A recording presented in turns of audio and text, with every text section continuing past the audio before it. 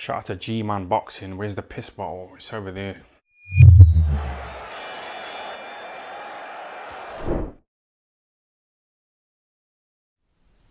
Alright people, review of the week time. So, where we start? Let's start with last night's card, because there was actually two cards on last night. There was obviously the zone card, which we know about, and there was also the card on Friday, the MTK card. There was really only one fight on that card that I was interested in, which was Lee McGregor, which I'll talk about now in a sec. So let's just do a quick recap of some of the fights I didn't talk about on the zone card last night. So first and foremost, Johnny Fisher.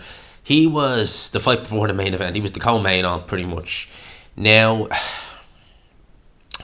I'd seen Johnny Fisher's first four fights. He looked alright, but he looked like someone who he needed a lot of work. He didn't look dramatically poor, but he was someone who he wasn't going to be rushed, let's put it like that. And his performance last night was definitely evidence to that. You know, I think he needs a good bit of work. I've seen a few people recommending that maybe potentially the fact that it's good for him that he's a good ticket seller, because promoters love that. They do. They love big ticket sellers. And he is a big ticket seller. But in some ways, some people were saying maybe it adds that extra heaping amount of pressure on him on fight night. And maybe if he would happen to be on one of those fight cards, you know, the small ones over in Spain and Italy, might help him out a little bit more. If he was to maybe have his next one or two fights over there, just kind of a way to, you know, work with his trainer. I believe he's trained by Mark Tibbs, and it would give him just the opportunity just to get, you know, a bit more acclimatized with the program games, because there was moments in that fight where he didn't look particularly amazing. Now, he won the fight. He won 59-55, so there was a round there the opponent did get. Now, his opponent's not the greatest. He had been stopped a few times, been in there with the likes of Oscar Rivas, just to name a few. So that was Johnny Fisher. I seen this guy Austin Williams, they call him Ammo Williams, against Javier Francesco Marcelli. Now, although he won that fight via stoppage, had him down in the first round, his opponent did, or Williams had his opponent down, I should say, it was a bit messy. He just looked a bit kind of all over the place. But Austin Williams, he definitely appears to have a bit of pop there. 25 years old, from America, 6 foot tall middleweight. I think, the Dennis Douglas fight, I might have actually seen that fight. Yeah, that was on the Francesca. I remember that fight actually, because it's only when I seen Dennis Douglas, and I was like, oh, that's the guy who fought him on the Estrada Chocolatito undercard last year. Keep another eye on him and see how he gets on, because it's going to be interesting. Some of these prospects Hearns got from America, you know, kind of guys like Raymond Ford. He had Anthony Sims Jr. for a while. A lot of these guys, how do I say it? They look good in patches, but you don't expect much from them. Like Anthony Sims, once he lost, he was shipped off. Raymond Ford's been looking shaky in a couple of performances, so we'll keep an eye on Austin Williams, see how he goes. Ellie Scottney picked up her first pro title last night. Still can't shake this goddamn cough. She moves to 4-0 against Gwenady. I seen her before. She fought I forget who she fought, but she fought on one of Matchroom cards in 2020. And yeah, that was actually a fun little fight. Scottney came through with the win. She had to walk through some scary moments in that fight. Gwenady was putting the pressure on her. Scottney really does lack power. She really does. She's not a big puncher at all. I don't think there's much power there. I think that Shane McGuigan is good at getting that out of his fighters, but I think that with Ellie Scottney, I just don't think it's naturally there. So we'll see how she gets on. But it's a good win, nevertheless, to have on your resume after only 4 fights. So fair play to her. We talk about the main event now. Now, I'm not going to go into this at length. I've already talked about it on here and on the live stream I did. But Danny Jacobs versus John Ryder. Now, interestingly, I mean, Hatman, I was on his Discord on Saturday night, but I wasn't really paying that much attention to it. And I think Hatman hinted that potentially jet lag may have played a factor in Danny Jacobs gassing down the stretch when he did. I say gassing, but not looking quite as sharp late on. And to me, that makes logical sense. It does. It makes logical sense. Danny Jacobs is someone who He's always fought in the States, correct me if I'm wrong. Maybe, it might have been the odd fight maybe in Mexico or Puerto Rico, somewhere like that, maybe. In fact, I'll look at his box record real quick. Has he ever fought outside the States? It's not giving me the country, so I'm not going to click on all these. But I would imagine he's probably fought most of his fights in or around Brooklyn in the States, kind of in that region. So for Jacobs, probably didn't really know how to acclimatise, potentially, to getting over, UK time zone. I think it's 6 hours from New York in terms of the time gap, 6 hours ahead the UK is. So that could potentially have played a factor in it. As for John Ryder, look, I didn't think he won the fight. I thought Danny Jacobs won the fight as it is. He's got the W. He is a fighter who's had some poor luck, it's fair to say, in his career. I mean, if you look at the Callum Smith fight, very unlucky, I thought, not to get the decision in that. And even worse, the fact that the scorecards were wide in Smith's favour. So as I said, if you were someone who'd never watched the fight but he went on his box rec, you'd look and you'd say, oh, John Ryder, he got beat by Callum Smith, quite wide now. You wouldn't, it doesn't tell you the whole story. It was actually that I thought he won the fight, John Ryder. It was competitive, don't get me wrong, but he outworked him, I felt anyway. And yeah, he's had some fights there where I didn't think he'd come back from, like the Rocky Fielding loss, even the Jack Arnfield loss. That Jack Arnfield loss was pretty crazy. The Nick Blackwell one was the one that really, that was one where it was like, how did you lose? I think that was on the undercard of Anthony Joshua. No, it was on the undercard of Kell Brook versus Frankie Gavin. Anthony Joshua just happened to be on that undercard as well. That's what I was thinking. AJ. That was one of them fights where how he lost that is beyond me, because if you go and watch it, Ryder was just so successful early on in that fight, like just piecing Nick Blackwell. Nick Blackwell was never the hardest to hit, but he just capitulated, just completely capitulated in that 7th round. It was a premature stoppage, yes it was. I think Howard Foster was the referee, if I'm not mistaken, but nevertheless, the writing was on the wall even prior to that. Yeah, how he's come back from that to this, you got full credit to him. Now, I believe he's mandatory now for Canelo, for Canelo's WBA. In fact, actually, he's ranked number 2 at super middleweight on BoxRec. BoxRec's rankings are a joke, they really are. I'll touch on these rankings now in a sec. But when I look at the super middleweight rankings, he's not going to fight Canelo anytime soon, and I'd say Canelo will be probably vacating some of them titles if, in fact, he does decide to move up to light heavyweight. If that's the case, you maybe look at a potential Jacobs rematch for the WBA title, potentially. You've got David Lemieux knocking around there, Gabe Rosado, and I wouldn't rule out maybe DAZN and Matchroom trying to do something like that. I wonder would Eddie Hearn be willing to risk Lerone Richards in there? And would John Ryder be willing to go and fight Lerone Richards, possibly for a vacant title, potentially? There's options there for John Ryder. As for Danny Jacobs, I really don't know where he goes from here. Maybe he'll try and have one more fight to go out with a win. But for Jacobs, he's 35 years old now. I don't know, I'm struggling kind of to think of where he goes from here now. His last 2 performances, even prior to this, weren't particularly amazing. The Chavez Jr. fight wasn't amazing. The Gabe Rosado fight really wasn't amazing. And I thought being back with Andre Rozier might help him a bit because he wasn't with him in those 2 fights. It did in parts, but again, Jacobs just did not. Yes, I felt he was unlucky not to get the nod. But nevertheless, I think if this was the Jacobs of 2015, he probably would have stopped John Ryder. That was a much more intense Danny Jacobs than what we have now. Much more. In terms of the Friday night card that was on, it was the MTK card. There was really only one fight on that card that I was interested in, which was Lee McGregor. He was fighting, I forget the guy's name now, I think it was an Argentinian guy. He'd been in there with like guys like Michael Conlon and people like that, now up at featherweight. This was down at bantamweight, and it was a draw, shockingly. I think the referee was the sole scorer of that fight. Now, I'm going to say I felt that Lee McGregor, in a weekend where we saw a few eyebrow-raising decisions go the home fighter's way, I thought Lee McGregor wasn't looking at to get the decision. I thought he was. Lee McGregor was guilty in that fight of looking for big shots and not boxing. Lee McGregor wasn't really, and that's not really his style, to be fair. Lee McGregor, he likes his, even though he can box, he tends to kind of like to get in on the inside, let his hooks and combination punches go.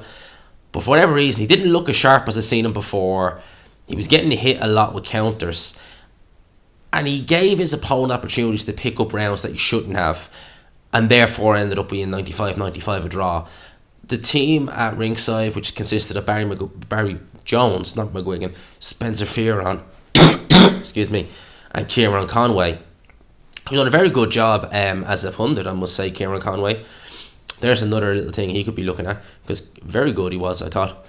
They all felt that Lee McGregor won the fight. He just didn't get the decision. We're moving on, right? Here's the interesting thing I want to talk about here. Conor McGregor and Tyson Fury. This was just so random as well. So this appears to stem from Tyson Fury uploading a picture of Khabib with a United jersey. He says, "This man did it right, got in, won all his titles and got out on top. Big respect to Khabib. Conor McGregor never one to keep his mouth shut, even when he really should." He just comments, "Yup the Joyces, Big Joe. You bottled it with Billy Joe's da. What were you doing there? You left him. Verse twat. You done nothing. Yes, you did right. Right. Ha ha ha ha." Yeah, I wonder if McGregor was drinking when he was writing this.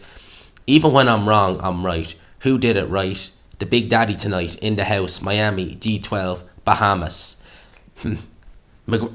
Fury responds, "Come back to me when you win a fight, mush. And the difference in me and you is I don't get myself into trouble and people actually like me, not just a bully who hits an old man. And yes, big up the Hulk Joe, Morecambe Bay in the house." He's obviously referring there, Tyson Fury, to, there was an incident a couple of years ago, I think it was 2019, where some elderly man was drinking in a pub. I think McGregor went up to him. He didn't really acknowledge McGregor. McGregor soccer punched him. The man took it like a champ, didn't go down.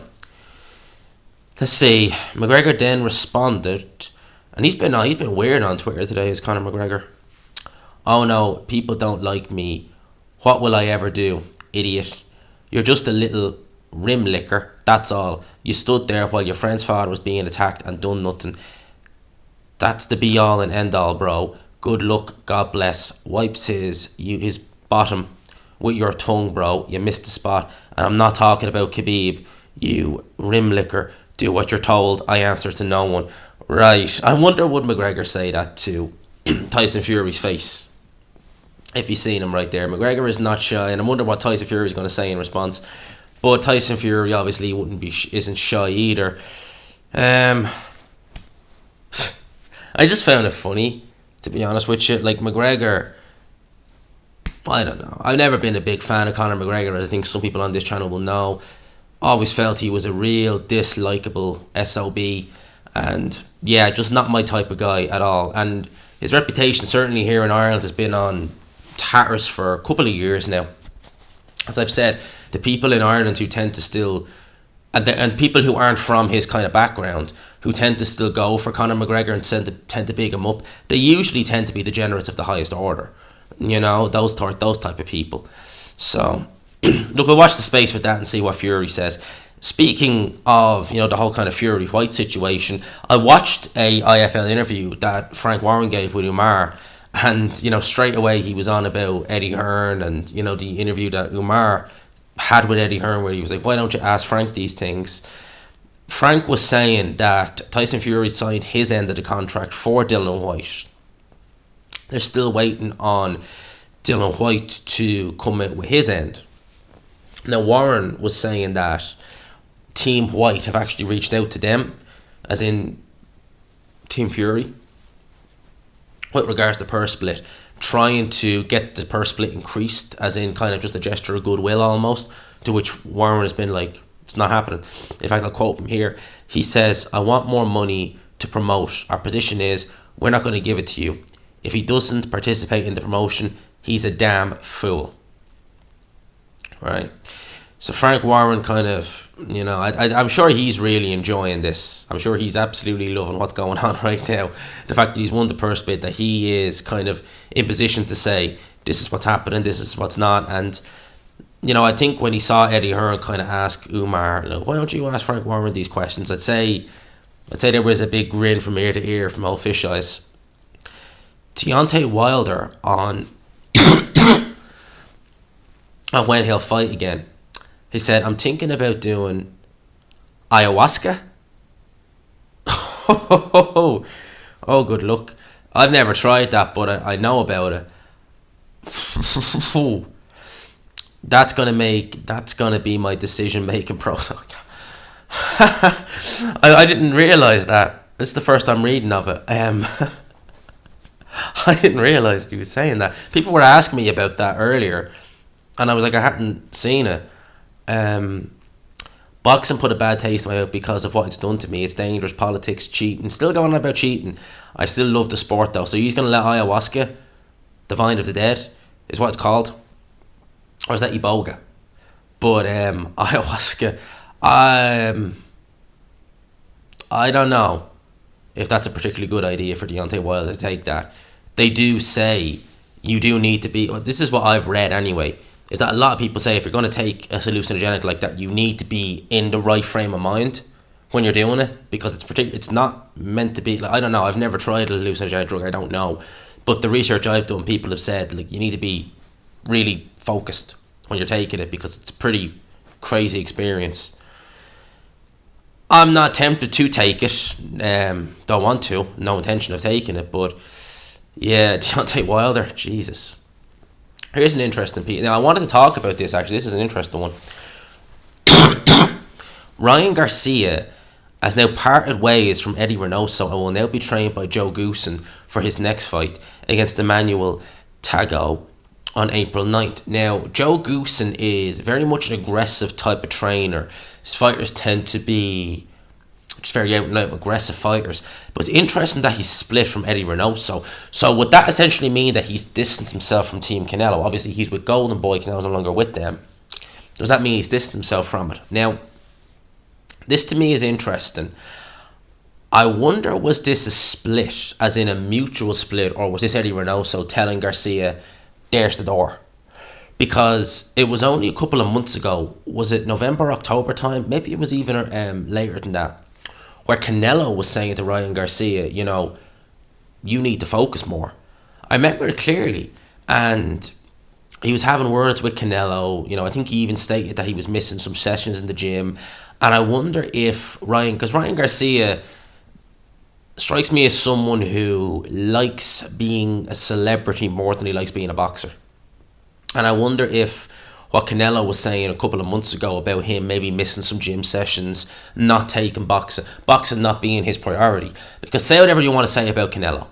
Alright, there's a lot of things you can say about Canelo, a lot of things, you know, between tainted beef, but whatever you want to say, he is a consummate professional. And it's even more impressive for me, the fact that Canelo is still such a consummate professional. I've never seen him out of shape. And this is one of, if not the highest paid fighter in boxing. In fact, he probably is the highest paid fighter in boxing. He's made absolute rakes of cash for the last God knows how many years. And the hunger to still go on and do things at the top echelons of the sport is still there. It's not just that it's still there. It's never even waned from Canelo. You know, you don't see Canelo out of shape. I mean, for God's sake, when do you see, you know, world-class fighters at his level who are making X amount of money fighting? How many times did he fight? 4 times in the space of a year? You don't see that these days. Very rare. Some of these fighters are happy to have 1 fight a year. I mean, look at Gary Russell Jr. 1 fight a year. Since, 2014? He's happy with that. Sometimes it was nearly 2 years between then and his last fight. I mean, you don't see Canelo doing that. He is out and active and he is in the gym. He is fighting whenever he can get a chance. You know? And I don't see that same level of tenacity, that same work rate in Ryan Garcia. And maybe Eddie Reynoso seen that as well and thought, you know what, I'm not wasting my time with someone who just wants the limelight, but they don't want to do any of the effort behind the scenes. And maybe that could bring Eddie Reynoso's reputation down.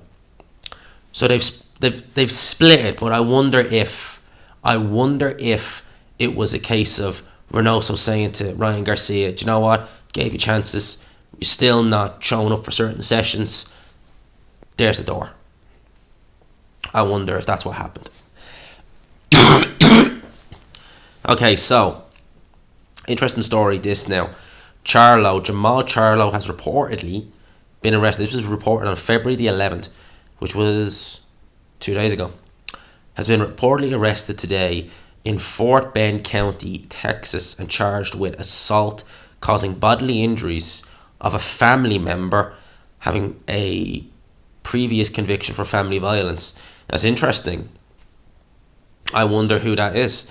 They've not really specified specifically on anything. I hope it's not him and his brother or anything like that, but that's interesting. It's not the first time I've heard. Was there an incident with Jamal Charlo, not Jamal? Was it in 2020 at some stage? I'm nearly sure there was. But we'll watch the space there.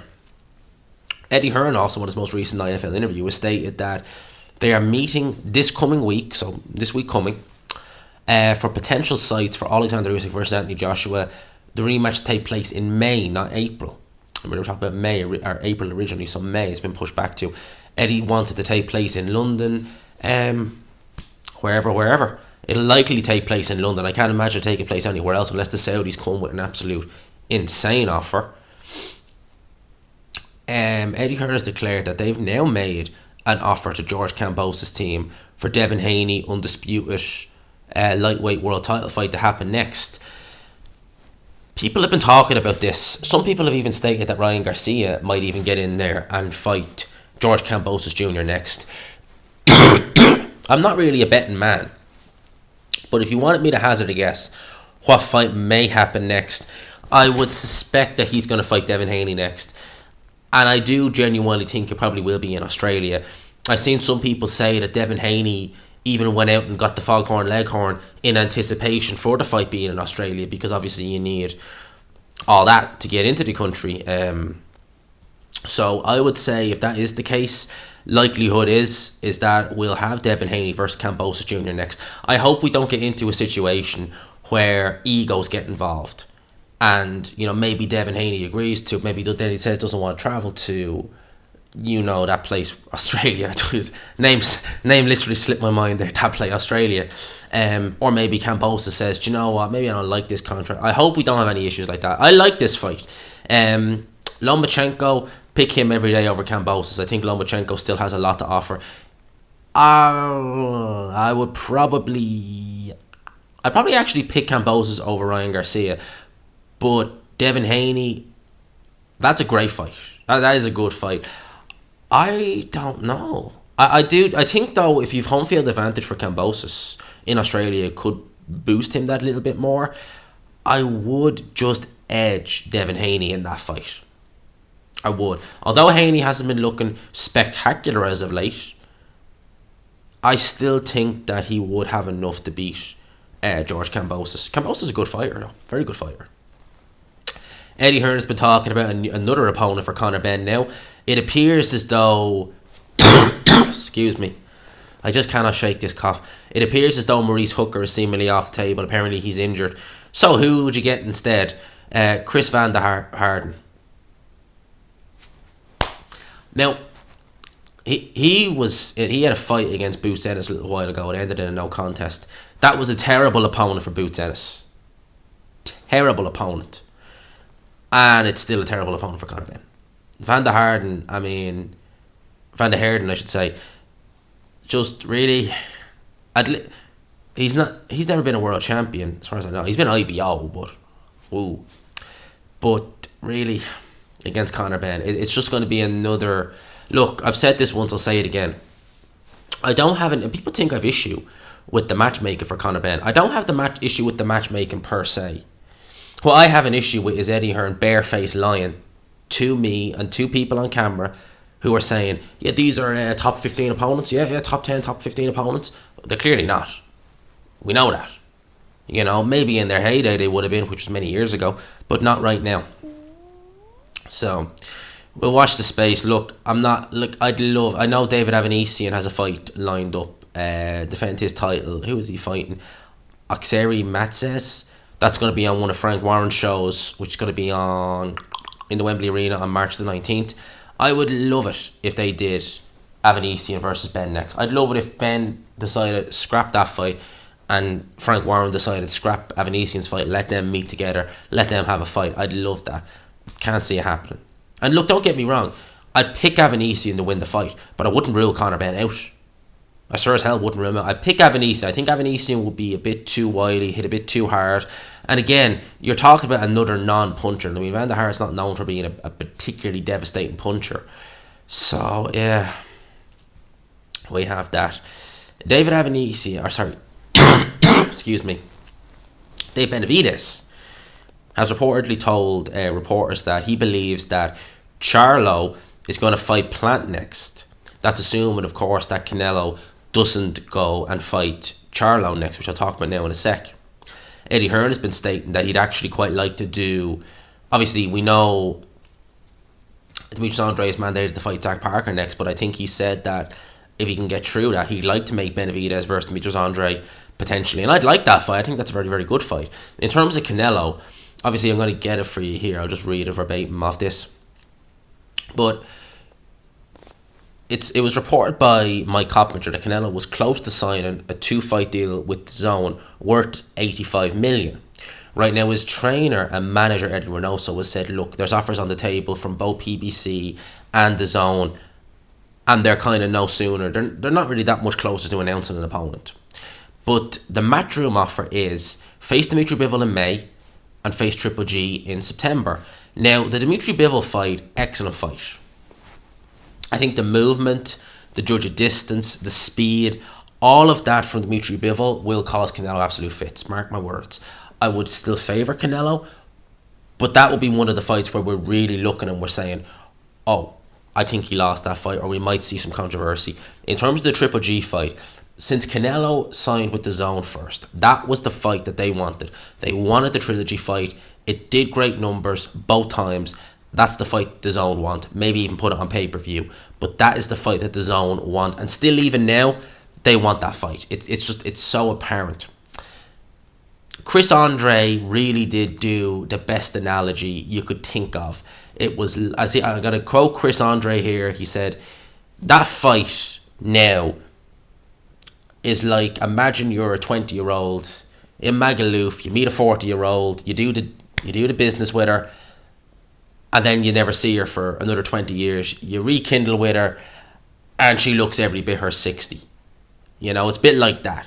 It was nice at one stage, and now it's just like, yeah, now it's a distant memory. At the end of the day, I take the fight for what it is at this stage. I know it's not going to be like the first two. I know Canelo is going to win, unless Triple G finds a way to reel back the years. I can't see it. He'll be he'll be 40 at that stage, come what September, because he's 40 in April, I think. I'd rather not. I would rather not, but look. In terms of the PBC offer, that's, as far as I believe, a one-fight deal to face Charlo on pay-per-view. Now, obviously, Charlo doesn't bring anything in terms of titles, but he's certainly going to be a bigger name than Caleb Plant. I know Canelo was quite pleased and quite happy with PBC when he fought Plant on them, so we'll watch the space there. Be very interesting to see which route Canelo goes. Now, if he does decide to go down the road of potentially facing Charlo, I wouldn't be shocked at all if he goes and does a one-fight deal with DAZN, maybe to fight Triple G, or maybe to fight the winner. Maybe he'll do a one-fight deal with ESPN. I tell you why. Because Bob Arum, actually only in the last day, has stated that he's close to getting a unification underway at light heavyweight between Artur Beterbiev and Joe Smith Jr. in June. He has said that he's promised Frank Warren the winner will come to the UK and defend against Anthony Yarde in October, November if they don't get Canelo. So potentially, Canelo was, obviously he's done undisputed at 168 pounds. I would assume he'd want to do it at 175 if he could. There's a 3-belt unification. So if he fights the winner, I suspect Beterbiev would win that fight. If he goes and fights Beterbiev and say it's a very, very tough grueling fight. In fact, to be honest with you, if that fight does end up being a very, very tough grueling fight for Beterbiev, wouldn't surprise me at all if Canelo decides, I'll fight Beterbiev next If Beterbiev shows his age, if Beterbiev, we'll say, grows old overnight, takes a bit of a beating from Joe Smith Jr., but maybe pulls it out of the bag. Or maybe he goes old in that fight and Joe Smith Jr. outworks. Joe Smith Jr. is a big puncher. Beterbiev's been down, lest we forget, against Callum Johnson.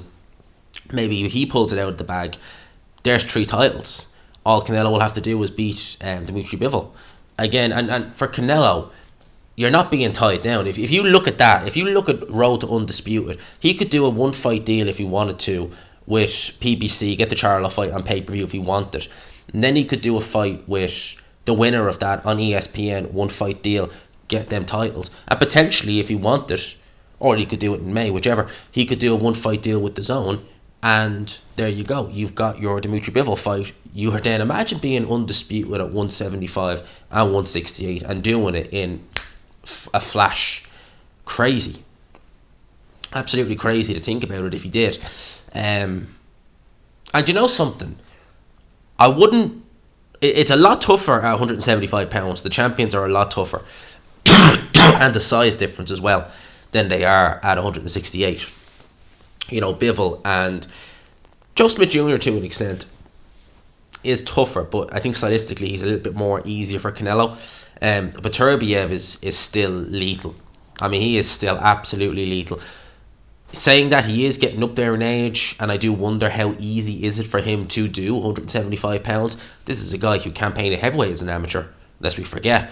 So let's watch the space with Canelo.